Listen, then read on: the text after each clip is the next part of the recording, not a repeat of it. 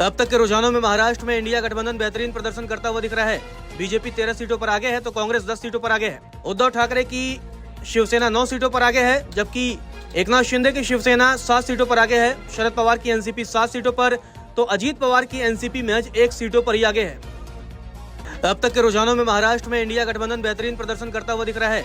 BJP 13 सीटों पर आगे है तो कांग्रेस 10 सीटों पर आगे है। उद्धव ठाकरे की शिवसेना 9 सीटों पर आगे है, जबकि एकनाथ शिंदे की शिवसेना 7 सीटों पर आगे है। शरद पवार की एनसीपी 7 सीटों पर तो अजीत पवार की एनसीपी महज 1 सीटों पर ही आगे है। अब तक के रुझानों में महाराष्ट्र में इंडिया गठबंधन बेहतरीन प्रदर्शन करता हुआ दिख रहा है। बीजेपी 13 सीटों पर आगे है तो कांग्रेस 10 सीटों पर आगे है। उद्धव ठाकरे की शिवसेना 9 सीटों पर आगे है, जबकि एकनाथ शिंदे की शिवसेना 7 सीटों पर आगे है। शरद पवार की एनसीपी 7 सीटों पर तो अजीत पवार की एनसीपी महज 1 सीटों पर ही आगे है। अब तक के रुझानों में महाराष्ट्र में इंडिया गठबंधन बेहतरीन प्रदर्शन करता हुआ दिख रहा है।